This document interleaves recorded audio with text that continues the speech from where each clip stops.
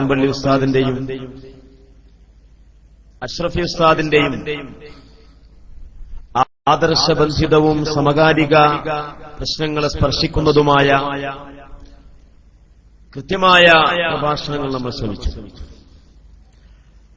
അഹ്ലുസുന്നയുടെ ആശയം പ്രതിനിധാനം ചെയ്യുന്ന കേരളത്തിന്റെ ആധികാരിക മതപണ്ഡിത സഭയായ സമസ്ത കേരള ജംഇയ്യത്തുൽ ഉലമ പ്രതിനിധാനം ചെയ്യുന്ന ആശയ സംഹിതകളാണ് എല്ലാ കാലത്തും പ്രസക്തമായതെന്ന് വ്യക്തമാക്കുന്ന വിശദീകരണങ്ങൾ. ആ വിശദീകരണത്തോട് ഏതെങ്കിലും വിധത്തിൽ വിയോജിപ്പുള്ള ആളുകളുണ്ടെങ്കിൽ അവർക്ക് ഇവിടെ വന്നുകൊണ്ട് കൃത്യമായി അവരുടെ കാര്യങ്ങൾ അവതരിപ്പിക്കാനും ചോദിക്കുവാനുമുള്ള അവസരം ഇവിടെ തുറന്നുകൊടുത്തിരിക്കുകയാണ്. ആരെങ്കിലും ഉണ്ടെങ്കിൽ അത്തരക്കാരെ പ്രതീക്ഷിച്ചുകൊണ്ട് നമ്മുടെ കൗണ്ടറിൽ സ്റ്റൂളും മേശയും കാത്തിരിക്കുകയാണ്. ലോകത്തിന്റെ എല്ലാ ഭാഗത്തു നിന്നും, ഗൾഫ് മേഖലകളിൽ മാത്രമല്ല പാശ്ചാത്യ രാജ്യങ്ങളിലും പൗരസ്ത്യ രാജ്യങ്ങളിലുമൊക്കെ ജോലി ചെയ്യുന്ന പതിനായിരക്കണക്കിന് മലയാളികൾ നമ്മുടെ സദസ്സ് വീക്ഷിച്ചുകൊണ്ടിരിക്കുന്നുണ്ട്. അവർക്കും പഠിക്കാൻ ഒരുപാട് കാര്യങ്ങൾ നമ്മുടെ ചോദ്യോത്തരങ്ങളിൽ നിന്ന് ലഭിക്കേണ്ടതുണ്ട്. അതിനുള്ള അവസരമാണ്. എന്റെ സഹോദരങ്ങളെ, ഇവിടെ ആര് തന്നെ ചോദിക്കാൻ വേണ്ടി വന്നാലും അവർക്ക് വേണ്ടി നമ്മുടെ വിശദീകരണം നിർത്തിവെക്കും. അവരുടെ ചോദ്യങ്ങൾക്ക് വേണ്ടി നാം കാത്തിരിക്കും. അല്ലാഹു സുബ്ഹാനഹു വ തആല സംശയങ്ങൾ തീർത്തുകൊണ്ട് സുന്നത്ത് ജമാഅത്തിന്റെ സാധ്വലമായ തീരത്തേക്ക് വന്നുകൊണ്ട് യഥാർത്ഥമായ ഇസ്ലാമിനെ മനസ്സിലാക്കാനുള്ള തൗഫീഖ് നമുക്കേവർക്കും പ്രദാനം ചെയ്യുമാറാവട്ടെ എന്ന് ദുആ ചെയ്യുകയാണ്. യഥാർത്ഥമായ ഇസ്ലാം എന്ന് പറഞ്ഞാൽ എന്താണ്? അല്ലാഹുവിന്റെ റസൂൽ സല്ലല്ലാഹു അലൈഹി വസല്ലം തങ്ങൾ ഒരിക്കൽ സ്വഹാബത്തിനോട് പറഞ്ഞു. ഇർബാദ് ബിൻ സാരിയ റളിയല്ലാഹു അൻഹു റിപ്പോർട്ട് ചെയ്ത ഹദീസ് ഇമാം തുർമുദി വളരെ വ്യക്തമായി റിപ്പോർട്ട് ചെയ്യുന്നു. ഫഇന്നഹു മൻ യഇശ് മിൻകും ബഅദി ഫസയറ ഇഖ്തിലാഫൻ കസീറാ ഫഅലൈക്കും ബിസുന്നതി വസുന്നത്തിൽ ഖുലഫാഇർ റാഷിദീനൽ മഹ്ദിയീൻ. സഹാബികളെ, താബിഈങ്ങളെ, ഖിയാമത്ത് നാൾ വരെ ഇവിടെ ജീവിക്കുന്ന മുഴുവൻ ആളുകളെയും വിളിച്ചുകൊണ്ട് റസൂല് പറയാണ്, ഫഇന്നഹു മൻ യഇശ് മിൻകും ബഅദി, എനിക്കു പിറകെ നിങ്ങളിൽ ആര് തന്നെ ജീവിക്കുകയാണെങ്കിലും ഫസയറ ഇഖ്തിലാഫൻ കസീറാ, ഒരുപാട് അഭിപ്രായ വ്യത്യാസങ്ങൾ അവർക്ക് കാണാൻ കഴിയും. ഇന്നലെ മിനിഞ്ഞാന്ന് ഈയുള്ളവൻ വയനാട് ജില്ലയിൽ ഒരു പരിപാടിയിൽ പോയപ്പോൾ അവിടെ ഒരു ചോദ്യം വന്നു. എന്താണ് ചോദ്യം?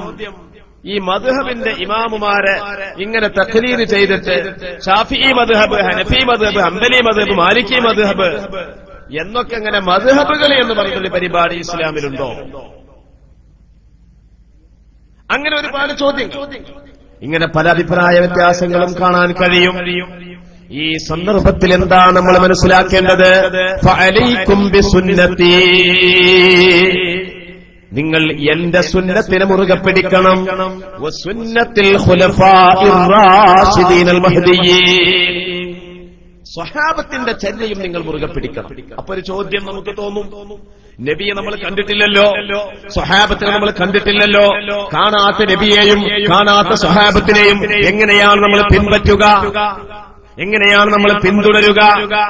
അങ്ങനെ ഒരു ചോദ്യം ഒരു പക്ഷേ നമുക്ക് വന്നേക്കാം, അല്ലെങ്കിൽ ഒരു സംശയം ഉന്നയിച്ചേക്കാം.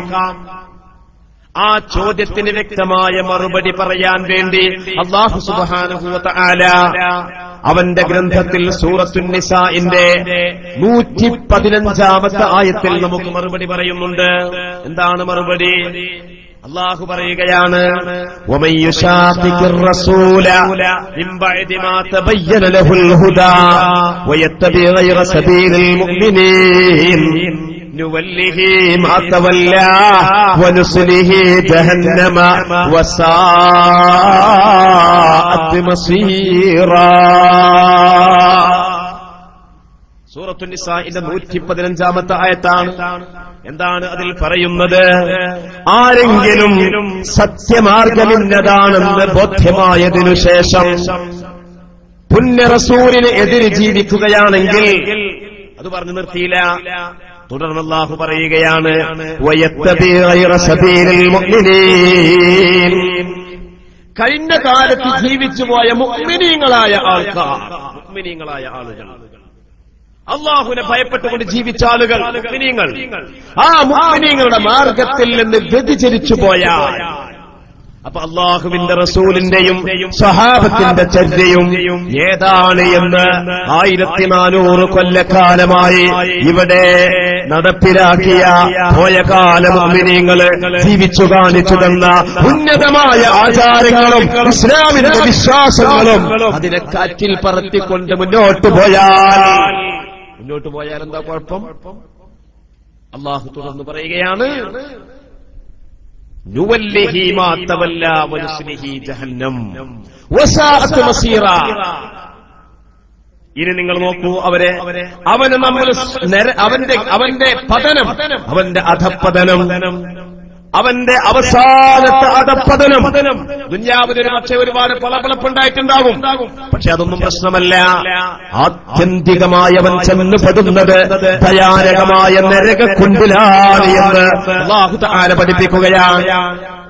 ഇനി എന്റെ മുഅ്മിനീങ്ങളെ, ഒമാനൂർ പ്രദേശമെന്ന് പറയുന്ന ഈ പ്രദേശം, ഇവിടെ മുഅ്മിനീങ്ങൾ കഴിഞ്ഞു പോയിട്ടില്ലേ? നിങ്ങളുടെ തലമുറ ജീവിക്കുന്നതിന് മുമ്പുള്ള തലമുറയിൽ മുഅ്മിനീങ്ങൾ ഉണ്ടായിട്ടില്ലേ? എന്താ ഒരു സംശയം എന്താ നിങ്ങൾക്ക്?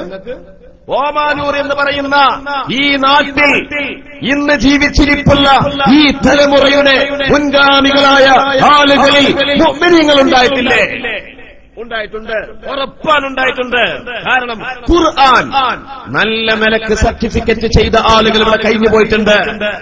അല്ലാഹു തആല പറഞ്ഞില്ലേ, വമൻ യുതിഇല്ലാഹ വർ-റസൂൽ فأولئك مع الذين أنعم الله عليهم من النبيين والصديقين والشهداء والصالحين. അല്ലാഹുവിനെയും അവന്റെ റസൂലിനെയും വഴിപ്പെട്ടുകൊണ്ട് ഭയപ്പെട്ടുകൊണ്ട് ജീവിച്ചു പോയ മഹാന്മാർ, അവർക്ക് അല്ലാഹു അനുഗ്രഹം ചെയ്തു കൊടുത്തിരിക്കുന്നു. ആരാണവർ? മിനൻ നബിയ്യീന, ഒന്ന് നബിമാരാണ്, വസ്സുദ്ദീഖീന, പരമസത്യവാന്മാരായ സുദ്ദീഖീങ്ങളാണ്, വശുഹദാ, ശുഹദാക്കളാണ്, വസ്സാലിഹീൻ, സാലിഹീങ്ങളുമാണ്. നബിമാരിൽ പക്ഷേ ഓമാനൂരിൽ ഉണ്ടായിട്ടുണ്ടായിക്കൊള്ളുന്നില്ല. ഇവിടെ ഓമാനൂരിലോ കൊണ്ടോട്ടിയിലോ മലപ്പുറം ജില്ലയിലോ പ്രവാചകന്മാര് കഴിഞ്ഞു പോയിട്ടുണ്ട് എന്ന് നമ്മൾക്ക് ചരിത്രത്തിൽ രേഖയൊന്നും കിട്ടിയിട്ടില്ല. സിദ്ദീഖീങ്ങൾ ഒരുപാടുണ്ടായിട്ടുണ്ടാകും, ശുഹദാക്കന്മാർ, സ്വാലിഹീങ്ങൾ നമ്മുടെ നാട്ടിൽ കഴിഞ്ഞു പോയിട്ടില്ലേ? അള്ളാഹുവിനെ ഭയപ്പെട്ട് ജീവിച്ച ആളുകൾ കഴിഞ്ഞു പോയിട്ടില്ലേ? അള്ളാഹു എന്ന് പറയുന്ന സന്ദർഭത്തിൽ കണ്ണീരൊലിപ്പിച്ചവർ കഴിഞ്ഞു പോയിട്ടില്ലേ? രാത്രിയുടെ യാമങ്ങളിലെ സകലരും അന്തിയുറങ്ങുമ്പോൾ തഹജ്ജുദ് നിസ്കാരത്തിൽ ഏർപ്പെട്ടുകൊണ്ട് പടച്ച തമ്പുരാനെ അഭിമുഖീകരിച്ചുകൊണ്ട് റബ്ബിനോട് കാര്യങ്ങൾ അപേക്ഷിച്ച മഹത്തുക്കൾ കഴിഞ്ഞു പോയിട്ടില്ലേ? ശുഹദാക്കളുടെ ഓമാനൂർ ശുഹദാക്കന്മാരുടെ നേർച്ച നമ്മുടെ ജില്ലയിലുള്ള മുഴുവൻ സ്ഥലങ്ങളിലും നമ്മൾ നടത്താറില്ലേ? അവരെ സംബന്ധിച്ച് അല്ലാഹു പറഞ്ഞതെന്താണ്? അവർ മരിച്ചുപോയവരാണെന്ന് നിങ്ങൾ പറയരുത്. ബൽ അഹ്യാഉൻ ഇൻദ റബ്ബിഹിം യുർസഖൂൻ, അവർ ജീവിച്ചിരിപ്പുള്ളവരാണ്. റബ്ബിന്റെ അടുക്കൽ അവർക്ക് ആഹാരം നൽകപ്പെടുന്നുണ്ട്, അവര് ഭക്ഷണം കഴിക്കുന്നുണ്ട്, അവര് ജീവിച്ചിരിപ്പുള്ളവരാണ്.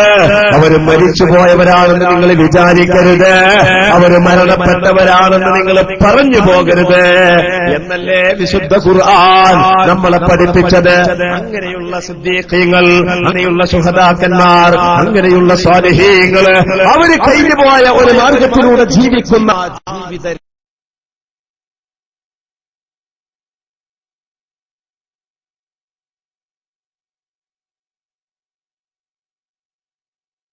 രേഖയെ സംബന്ധിച്ചാണ് മൗലവിമാരുടെ ഫാത്തിഹായെ പരിഹസിച്ചവർ. അതിൽ ആ പരിഹാസത്തെ നോക്കുകയാണെങ്കിൽ ഇന്ത്യ രാജ്യത്ത് ഈ 1300 കൊല്ലത്തെ ജീവിത പാരമ്പര്യത്തിൽ നിന്ന് തെറിച്ചുപോയ വിഭാഗം ഉടലെടുക്കുന്നത് എപ്പോഴാണ്? ഉത്തരേന്ത്യയിൽ ആരംഭിച്ച 1800-കൾക്ക് ശേഷമാണ്. അതേ സമയത്ത് കേരളത്തിൽ തുടങ്ങിയതോ 1800 കഴിഞ്ഞിട്ട് 1921 വരെ 21 മുതൽക്കാണ് 1921 മുതൽക്കാണ് ജമാഅത്തെ ഇസ്ലാമി വന്നത്. 1940 ശേഷമാണ് വേറൊരു കൂട്ടർ വന്നപ്പോഴാ തബ്ലീഗ് ജമാഅത്തിന് ഉത്തരേന്ത്യയിൽ ഡൽഹിക്ക് തെക്കുഭാഗത്തുള്ള മേവാത്തി എന്ന് പറയുന്ന സ്ഥലത്താണ് തബ്ലീഗ് നീളം കുപ്പായും നീളം താടിയും വെച്ചിട്ട് തസ്ലീമാലയും കയ്യിൽ പിടിച്ചുകൊണ്ട്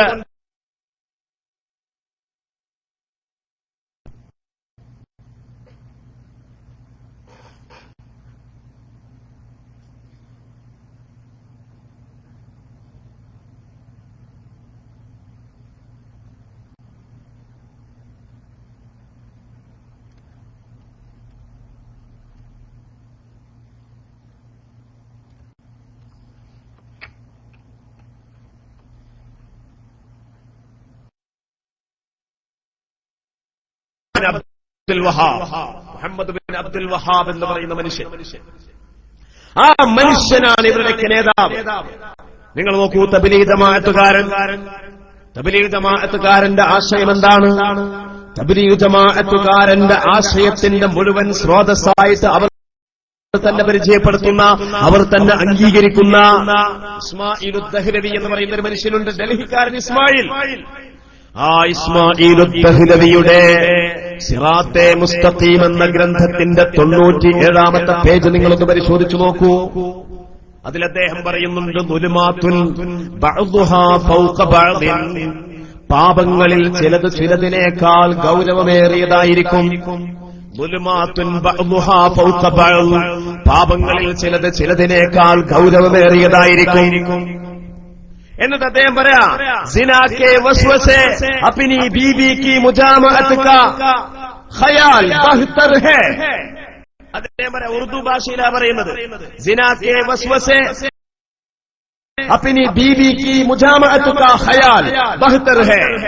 ഒരാൾ സ്വന്തം ഭാര്യയുമായിട്ട്, തനിക്ക് ഹലാലായ ഭാര്യയുമായിട്ട് ലൈംഗിക വേഴ്ചയിൽ ഏർപ്പെടുമ്പോൾ ഇത് എന്റെ ഭാര്യയല്ല, ഇത് ഒരു വേറൊരു പെണ്ണാണ് എന്ന ഒരു ധ്യാനത്തോടുകൂടി ലൈംഗിക വേഴ്ച നടത്തുക എന്നുള്ളത് ബഹ്തർ ഹേ, അത് വളരെ നല്ലതാണ്, അതിന് കുഴപ്പമൊന്നുമില്ല. പക്ഷേ തുടർന്ന് പറയാം, അതേ സമയത്ത് നിസ്കാരവേളയിൽ സ്വന്തം ഭാര്യയുമായിട്ടുള്ള ബന്ധത്തിൽ അന്യപെണ്ണിനെ മനസ്സുകൊണ്ട് ധ്യാനിക്കുക എന്നുള്ളത്, അല്ലെങ്കിൽ അന്യപെണ്ണിനെ മനസ്സിൽ കൊണ്ടുവരിക എന്നുള്ളതിനെ കുറിച്ചാണ് ആദ്യം അദ്ദേഹം ബഹ്തർ ഹേ എന്ന് പറഞ്ഞത്. Very good. അതേ സമയത്ത് നിസ്കാരവേളയിൽ ഒരാൾ പുണ്യ റസൂൽ സ്വല്ലല്ലാഹു അലൈഹി വസല്ലമ തങ്ങളിൽ ചിന്ത ലയിച്ചുപോയാൽ, പുണ്യ റസൂൽ സ്വല്ലല്ലാഹു അലൈഹി വസല്ലമ തങ്ങളിൽ അവന്റെ ചിന്ത എങ്ങാനും ഒന്ന് ലയിച്ചുപോയാൽ, अपने बैल और गद्दे में मुस्तगरिस होने से बुरा है. അത് സ്വന്തം വീട്ടിലുള്ള മൂരിയിലും സ്വന്തം വീട്ടിലുള്ള കഴുതയിലും അവന്റെ ചിന്ത ലയിച്ചു പോകുന്നതിനേക്കാൾ വൃത്തികെട്ടതാണ്, അപകടകരമാണ്. കഴുതനെ കുറിച്ച് ചിന്തിച്ചാലും കുഴപ്പമില്ല, പക്ഷെ റസൂലുള്ളാഹിനെ കുറിച്ച് ചിന്തിച്ചു പോയാൽ അത് അപകടമാണ്. അയാൾ പറയുന്ന കാരണമുണ്ട്. ചോക്കിക്കുമ്പോ തന്റെ വീട്ടിലുള്ള ജീവിയായ ആ വൃത്തികെട്ട കൈതയിൽ ഒരു ബഹുമാനമൊന്നും മനസ്സിക്ക് വരൂലല്ലോ. അതേ സമയത്ത് പുണ്യ റസൂലിനെ കുറിച്ച് ചിന്തിക്കുമ്പോൾ ആ ചിന്തയിൽ ഒരു ബഹുമാനം അടങ്ങിയിട്ടുണ്ടല്ലോ. ആ ബഹുമാനവും ആദരവും റസൂലിന്റെ പേരിൽ സമർപ്പിച്ചു എന്നുള്ളത് അവൻ മുശ്രിക്കായി പോകാൻ കാരണമാണ്. റസൂലിനെ ആദരവോടുകൂടി കാണുക ഇത് ശിർക്കിന്റെ കാരണമാണ് എന്ന്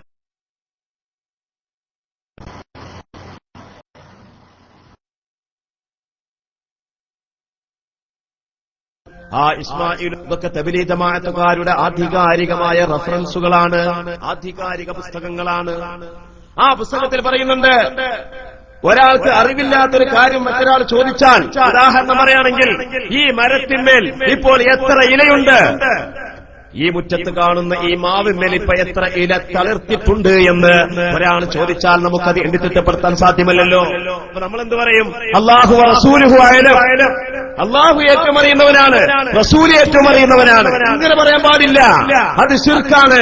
അല്ലാഹു ഏറ്റവും അറിയുന്നവൻ എന്നതിന്റെ കൂടെ റസൂൽ ഏറ്റവും അറിയുന്നവൻ എന്ന് പറയുന്നത് ശിർക്കാണ്, ഹറാമാണ് എന്നല്ലേ തബ്ലീഗ് ജമാഅത്തുകാരന്റെ റഫറൻസ് ഗ്രന്ഥത്തിൽ തഖ്വിയത്തുൽ ഈമാനിൽ എഴുതി വെച്ചിട്ടുള്ളത്. എത്രത്തോളം ഈ പറഞ്ഞത് ശരിയാണോ? അള്ളാഹുവിന്റെ അറിവെന്ന് പറയുന്നത് റസൂലിന്റെ അറിവും തമ്മിൽ വ്യത്യാസമുണ്ട്. അള്ളാഹു ഏറ്റവും അറിയുന്നവനാണെന്ന് നമ്മൾ പറയുന്നതും റസൂൽ ഏറ്റവും അറിയുന്നവനാണെന്ന് നമ്മൾ പറയുന്നതും തമ്മിൽ ഒരുപാട് വ്യത്യാസമുണ്ട്. അള്ളാഹുവിന്റെ അറിവെന്ന് പറയുന്നത് സ്വന്തമായ, സ്വതന്ത്രമായ, മറ്റൊന്നിൽ നിന്ന് ആർജിക്കപ്പെടാത്തതായ അറിവാണ്. റസൂലിന്റെ അറിവോ? റസൂലിന്റെ അറിവെന്താണെന്ന് വെച്ചാൽ അത് അള്ളാഹുവിൽ നിന്ന് ലഭിക്കുന്ന അറിവാണ്. നിങ്ങൾ നോക്കൂ, ശുദ്ധ ഖുർആനിന്റെ 30-ാമത്തെ സൂറത്തുൽ ബഖറയുടെ 30-ാമത്തെ ആയത്തിൽ അല്ലാഹു അല്ലാഹനെ പറ്റി പറഞ്ഞതെന്താ? ഇന്നി അഅലമു മാ ലാ തഅലമൂൻ, തീർച്ചയായിട്ടും ഞാൻ നിങ്ങൾക്കറിയാത്ത കാര്യങ്ങൾ ഞാൻ അറിയുന്നുണ്ട് മലക്കുകളെ. അല്ലേ? അതല്ലേ അല്ലാഹു പറഞ്ഞത്?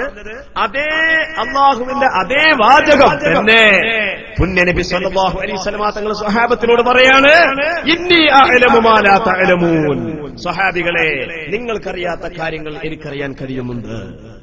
ഇത് രണ്ടും ഒരേ അർത്ഥത്തിലാണോ? അള്ളാഹുവിന്റെ അറിവെന്ന് വെച്ചാൽ അത് മറ്റൊരാളിൽ നിന്ന് ലഭിച്ച അറിവല്ല. എന്റെ ചെറുപ്പക്കാര് ശരിക്കും മനസ്സിലാക്കണം, തമ്മിലുള്ള വ്യത്യാസം എന്താണെന്ന് മനസ്സിലാക്കണം. അപ്പൊ പദങ്ങളിലുള്ള യോജിപ്പല്ല ശിർക്കും തൗഹീദും തീരുമാനിക്കുന്നത്, മറിച്ച് ആശയമാണ് നോക്കേണ്ടത്. നിങ്ങൾ നോക്കൂ, തബ്ലീഗ് ജമാഅത്തുകാരൻ അവരുടെ സാഹിത്യങ്ങളിലും പ്രവർത്തനങ്ങളിലുമൊക്കെ നമ്മുടെ നാടുകളിൽ പ്രവാചക ഭൂമേനി മുഹമ്മദുർ റസൂലുള്ളാഹി സ്വല്ലല്ലാഹു അലൈഹി വസല്ലം തങ്ങളുടെ നബിദിനം ആഘോഷിക്കുമ്പോൾ ആ നബിദിനാഘോഷത്തെ കൊഞ്ഞനം കാണിക്കുന്നവരാണ് തബ്ലീഗ് ജമാഅത്തുകാരൻ. 2014 ഫെബ്രുവരിയിലക്കം അൽബലാഗ് മാസിക തബ്ലീഗ് ജമാഅത്തുകാരന്റെ മാസികയാണ്.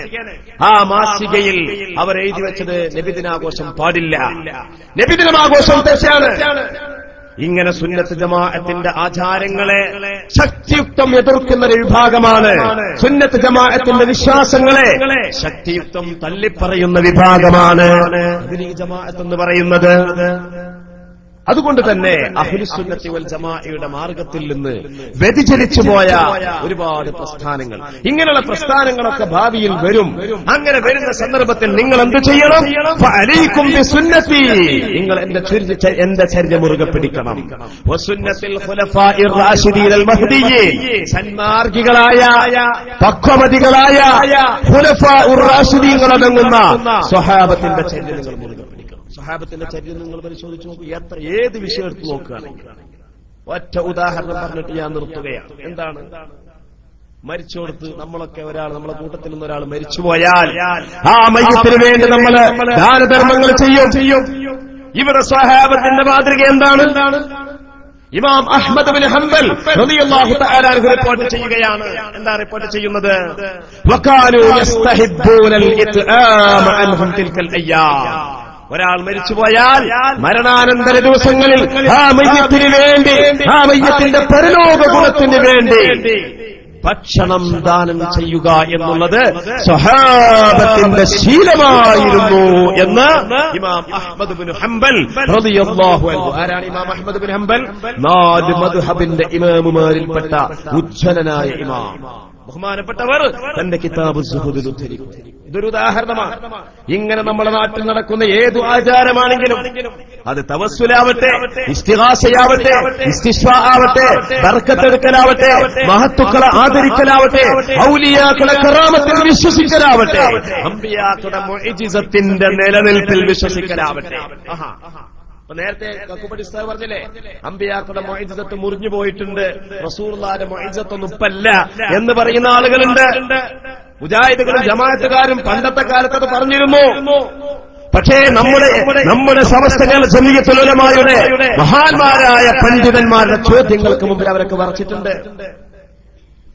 സമസ്ത കേരള ജംഇയ്യത്തുൽ ഉലമയുടെ രൂപീകരണ കാലത്തുണ്ടായ നാദാപുരത്ത് നടന്ന പ്രശസ്തമായ സംവാദം എന്ന് പറയുന്ന ഒരു സംവാദമുണ്ട്. ആ സംവാദത്തിൽ മുജാഹിദുകൾ മഹാനായ ഇമാം മുഹമ്മദുർ റംലി റളിയല്ലാഹു അൻഹുവിന്റെ ഒരു ഇബാറത്ത് വായിച്ചു. ആ ഇബാറത്തിൽ എന്താ പറയുന്നത്? അന്ന മുഅ്ജിസാത്തിൽ അംബിയാഇ വകറാമാത്തിൽ ഔലിയാഇ ലാ തൻഖതിഉ ബഅദ മൗതിഹിം. അമ്പിയാക്കളുടെ അമാനുഷികതകൾ, ഔലിയാക്കളുടെ അത്ഭുതങ്ങൾ അത് അവരുടെ വഫാത്തിനു ശേഷവും ഉണ്ടാകും, അത് മുറിയുന്നതല്ല. അവിടെ ലാ തൻഖതിഉ മുറിയുന്നതല്ലാന്ന. പക്ഷേ വഹാബികൾ വായിച്ചതെന്താ? തൻഖതിഉ അത് മുറിയും. ആ സമയത്ത് ആ സ്റ്റേജിലുണ്ടായിരുന്ന വളരെ ചെറുപ്പക്കാരനായ ഒരു പണ്ഡിതനുണ്ടായിരുന്നു. വളരെ ചെറുപ്പക്കാരനായ ഒരു പണ്ഡിതൻ. ബാക്കിയുള്ളവരൊക്കെ തലയെടുപ്പുള്ള താടി നിറച്ച വലിയ വലിയ പണ്ഡിതന്മാരാണ്.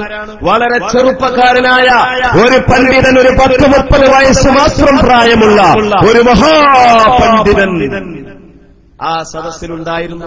ആരാണ് ആ പണ്ഡിതൻ എന്ന് നിങ്ങൾക്കറിയോ?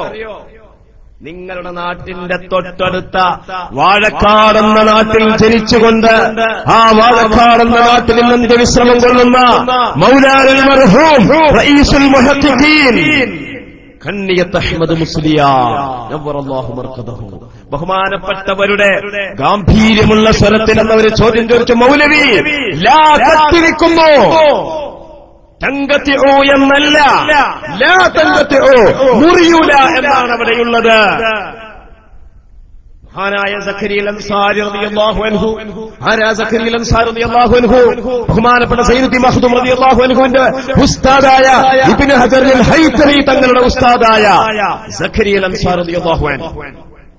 ബഹുമാനപ്പെട്ടവരെ സംബന്ധിച്ച് ശൈഖുൽ ഇസ്ലാം, ഇസ്ലാമിന്റെ നായകൻ എന്നാണ് ലോകം വിളിക്കുന്നത്.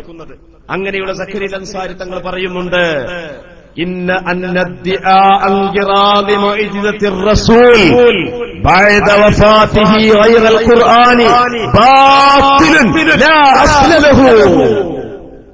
അല്ലാഹുവിന്റെ റസൂലിന്റെ മുഅ്ജിസത്തുകളിൽ നിന്ന് ഖുർആനല്ലാത്ത മുഅ്ജിസത്തുകൾക്ക് ഇനി നിലനിൽപ്പില്ലെന്ന് പറയുന്നത് അത് ബാത്തിലാണ്, തെറ്റായ വാദമാണ്.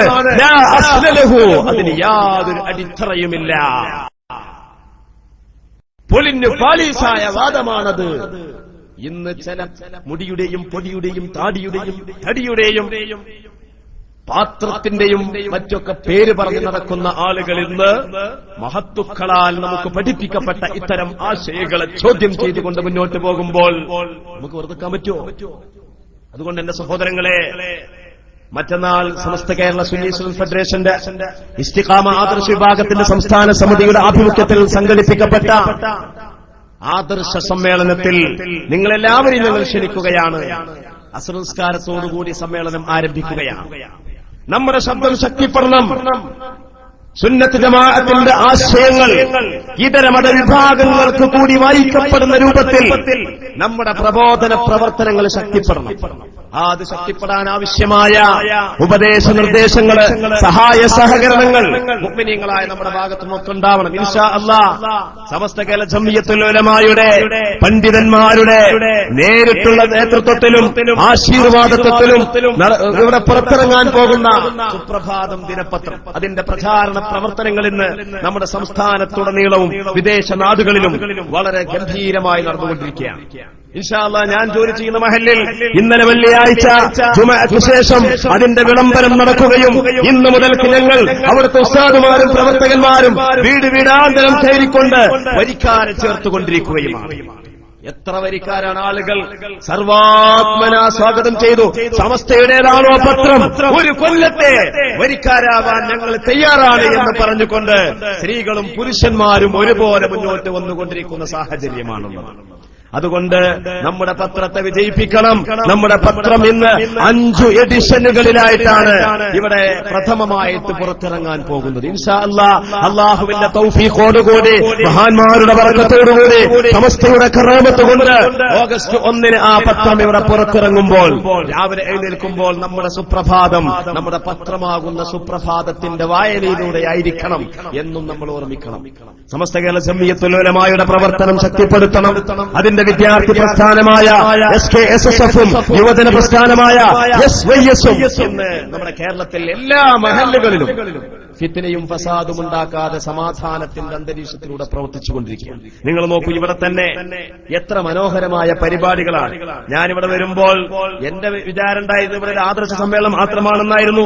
പക്ഷേ ഇവിടെ ഈ നോട്ടീസ് നോക്കുമ്പോഴല്ലേ വളരെ വ്യത്യസ്തമായ ഒരുപാട് പരിപാടികളാണ് ഇവിടെ ആസൂത്രണം ചെയ്തിട്ടുള്ളത്. ഇനി നാളെ തന്നെ ഇവിടെ നടക്കാൻ പോകുന്നത് ഇവിടുത്തെ ഗേൾസ് SSLC-യും ഒക്കെ കഴിഞ്ഞ +2-ലൊക്കെ ഉള്ള ഗേൾസിന് വിദ്യാർത്ഥിനികൾക്ക് ആവശ്യമായ അവർക്കുള്ള ക്യാമ്പാണ് നാളെ ഇവിടെ നടക്കാൻ പോകുന്നത്. എന്റെ പ്രിയങ്കരനായ സുഹൃത്ത് അബ്ദുൾ റഷീദ് ബാഖവിയാണ് ഇവിടെ ക്ലാസ് എടുക്കുവാൻ വേണ്ടി വരുന്നത് എന്നാണ് മനസ്സിലാക്കാൻ സാധിച്ചത്.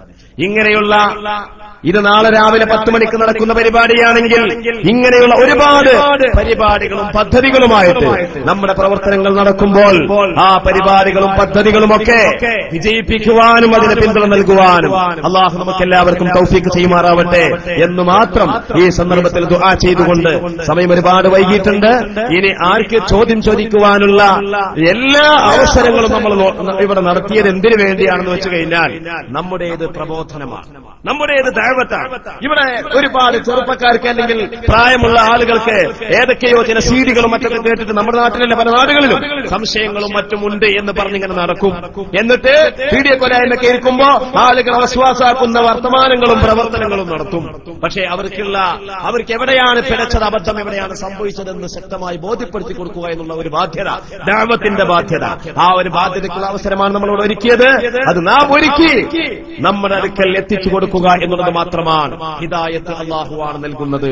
അല്ലാഹു സുബ്ഹാനഹു വ തആല നമുക്കും എല്ലാവർക്കും ഹിദായത്ത് പ്രദാനം ചെയ്യുമാറാവട്ടെ എന്ന് ദുആ ചെയ്തുകൊണ്ട് ഞാൻ എന്റെ വാക്കുകൾ നിർത്തുന്നു. വആഖിറു ദഅവാന അൽഹംദുലില്ലാഹി റബ്ബിൽ ആലമീൻ. അസ്സലാമു അലൈക്കും.